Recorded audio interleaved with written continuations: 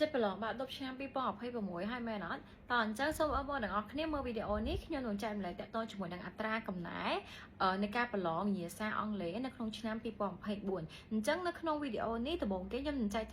រំលែកតកតជាមួយនឹង reading គឺការអានផ្នែកទី1ហ្មងតើអញ្ចឹងកុំឲ្យខាតពេលវេលាយូរយើងទៅមើលទាំងអស់គ្នាអញ្ចឹង part 1 reading read the text and fill the gaps with the word in the box get what has been done as an example អញ្ចឹងទី1គេតម្រូវឲ្យយើងអានអត្ថបទហ្នឹងហើយបំពេញចន្លោះជាមួយពាក្យនៅក្នុងប្រអប់ហ្នឹងអញ្ចឹងពាក្យនៅក្នុងប្រអប់ហ្នឹងមាន10ហើយ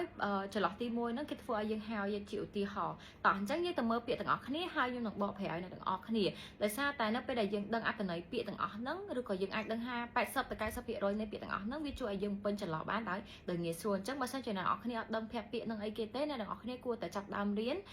តកតងជាមួយនឹងពាក្យកន្លឹះដែលអាចនឹងចេញនៅក្នុងការប្រឡងបាក់ឌុបអីចឹងទៅហើយបើសិនជាឥឡូវហ្នឹងខាងពួកខ្ញុំក៏មានបើកតកតងជាមួយនឹងការប្រឡងបាក់ឌុបត្រៀមប្រឡងបាក់ឌុបវិញ្ញាសាអង់គ្លេសដូចគ្នាអញ្ចឹងអ្នកទាំងអស់គ្នាអាចតកតងមកលេខ Telegram នេះបានតោះអញ្ចឹងកុំឲ្យខាតពេលវេលាយូរយើងទៅមើលទាំងអស់គ្នាទី1ពាក្យថា lose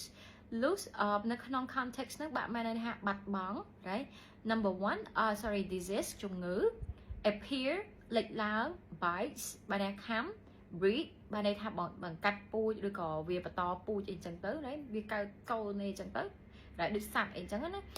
keep រក្សាទុក stagnant កន្លែងនោះថានៅមួយកន្លែងនឹងថឹងអត់ហូរ skin ស្បែករបស់យើងហ្នឹង follow នៅក្នុង context ស្បែកនេះនឹងកែបន្តបន្ទាប់ right carry ដែលនាំមកពំនាំមក and need ត្រូវការ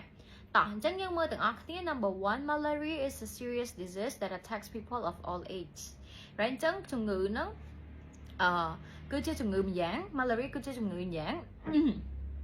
គ្រុនឈាមហ្នឹងគឺជាជំងឺម្យ៉ាងដែល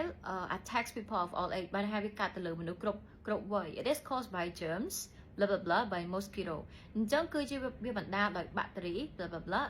ដោយមូសអញ្ចឹងដោយមូសគឺអីគេគឺមូសហ្នឹងអ្នកនាំមកនៃអាមេរោគហ្នឹងមកអញ្ចឹងកន្លែងហ្នឹងចម្លើយទី2គឺ carry ហើយនាំមក right នាំមកដែលមូសហ្នឹងអ្នកចម្លងមកកន្លែងហ្នឹងអញ្ចឹងបានន័យថាអញ្ចឹង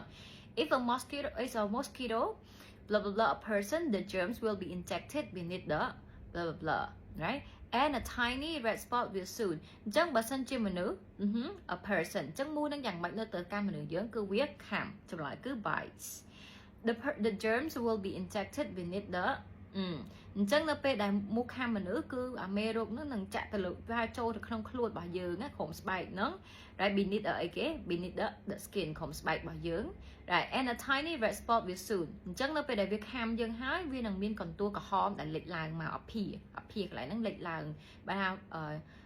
បាទតួក្រហមហ្នឹង right when the person is injected he develop right a high fever and other symptoms such as vomiting will soon អញ្ចឹងនៅពេលដែលមនុស្សដែលគេអាសត្វនឹងខាំហើយនឹងបង្កឲ្យមានអីគេដែលខ្លួនខ្លាំងនឹងរោគសញ្ញាផ្សេងទៀតដូចជាក្អួតចង្អោរ and will soon follow right follow បាទហើយវានឹងមានអ្វីកើតឡើងបន្តនឹងទៀតបាទរោគសញ្ញាទី1ក្អួតក្តៅខ្លួនអញ្ចឹងរោគសញ្ញាបន្ទាប់ហ្នឹងវាមានអីគេតទៀតអញ្ចឹងទៅអញ្ចឹងចម្លើយទី6គឺ follow he may be so sick that he consciousness អញ្ចឹងគាត់ឈឺរហូតដល់គាត់អីគេlose consciousness ក៏ថាគាត់សន្លប់ right បាត់បង់ស្មារតីឬក៏យើងហៅសន្លប់ហ្នឹង mosquitoes usually